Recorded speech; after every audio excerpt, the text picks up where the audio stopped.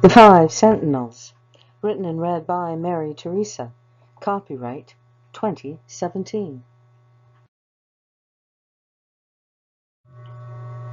Sentinel, defined, that which stands proud, tall, and protective. Five, defined, the number of fingers on one hand or toes on one foot, unless you are a cartoon character, in which case you may have more or less. Room to let, the sign said, as I was homeless and in need of such a room, and I went. I passed the 5 cedars, proud, protective, and tall, arrayed in a diamond shape. Whether by design of man or of nature, they had presence.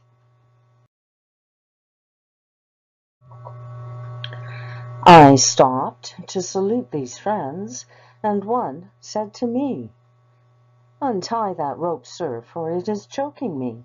I peered closer and was astounded to see a 2-inch thick nylon rope affixed at his knees, and tightly, so tightly the cedar's bark was splintered, and the tree in pain.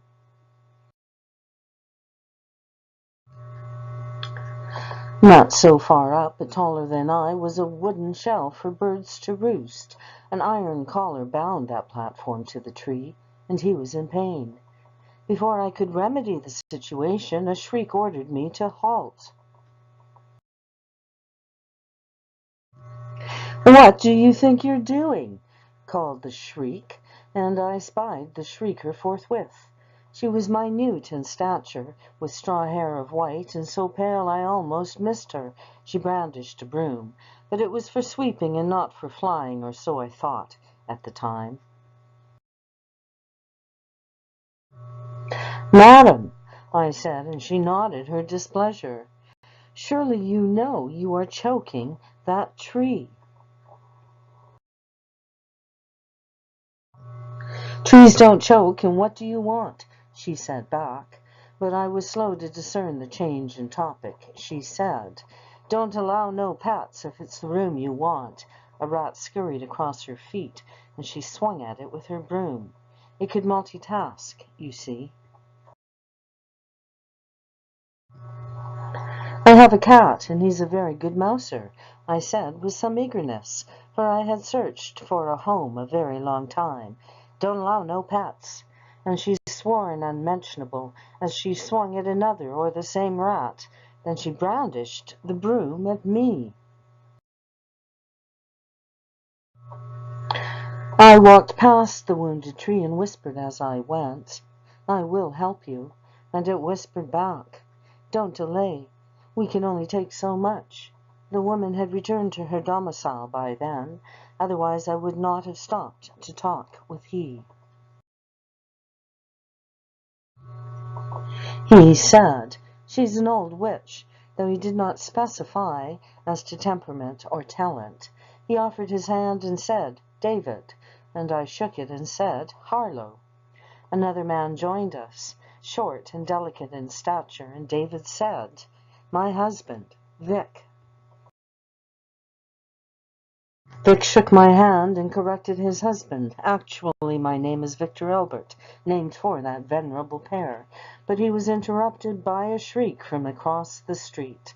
She shouted another unmentionable word and lobbed something in our way. It was a rat, dazed by his sudden burst of flight. The trees moaned. "Ma'am," shouted Victor Albert, "you must really untie that cedar. His moans are so they keep us awake." "Trees don't moan," she shrieked back. Then she disappeared into the house. I mean, disappeared. The rat looked at me, shook his head to clear that last bit of motion sickness, and said, "The trees are contemplating revolt." David said, "Vic, I've asked you time and again not to spread rumors. We were told that in confidence." Victor Albert shrugged his shoulders.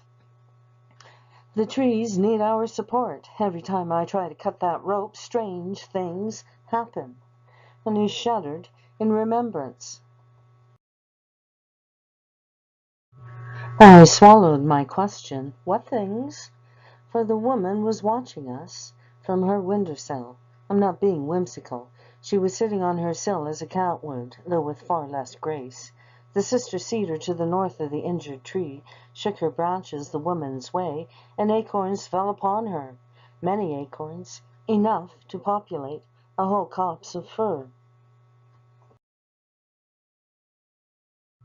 Victor Albert cried out in sudden pain, and grasped his ankle with his hand. David rushed to help and said, "This is what we get from siding with the trees." He picked his man up and strode with purpose to their house. As he motioned his need for my help, I ran ahead to open the door.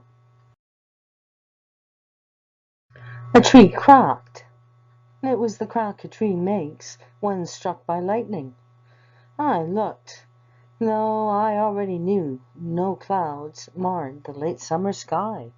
"I told you she was a witch," David shouted, and I dared not disagree. Before he could add any more to that thought, a plume of gray smoke rushed into the air behind the witch's house. She shrieked, but it was for help. Two neighbors joined us in viewing the spectacle. One told us the tree had fallen feet from the propane tank that had exploded.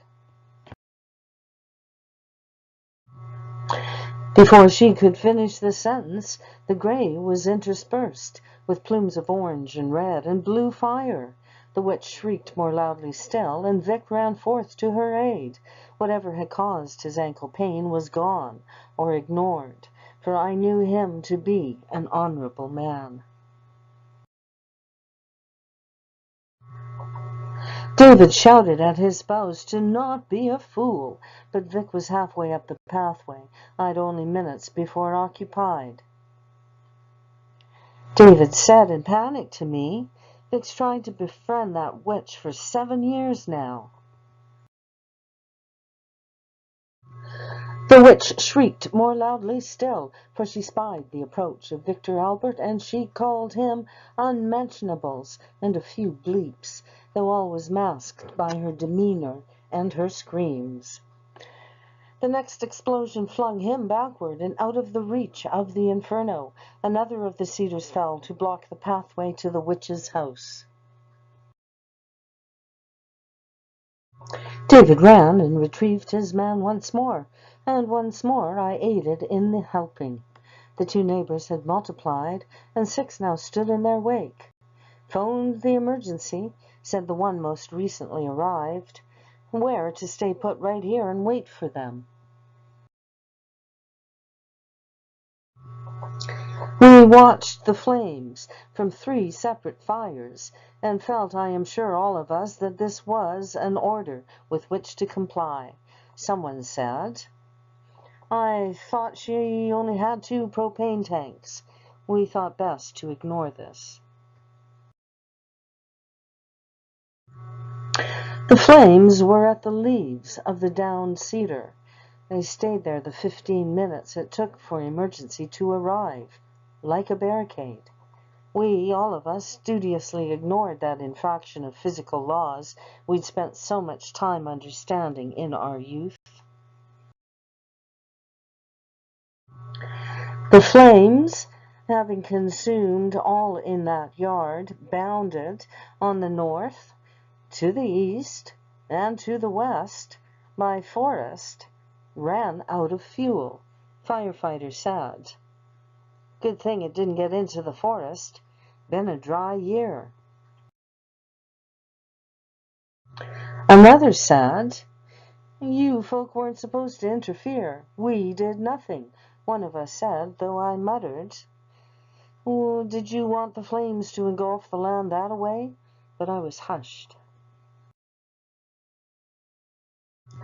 As the fire had stopped, the firefighters went home.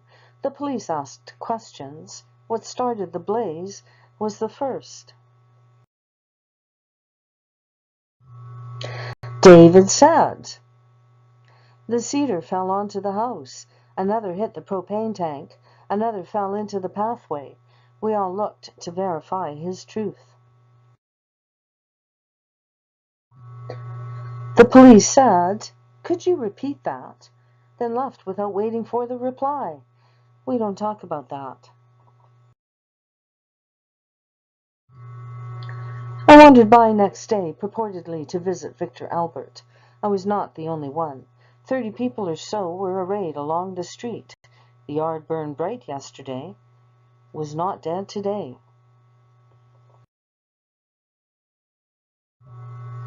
The nylon rope choking the first tree had melted away.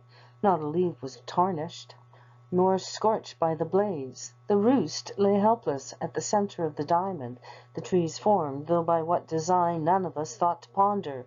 The 5 Sentinels stood, proud, tall, and protective. "Told you the trees were up to something," said the rat. "We don't talk too much about that either. I mean, really, can you ever believe the word of a rat?"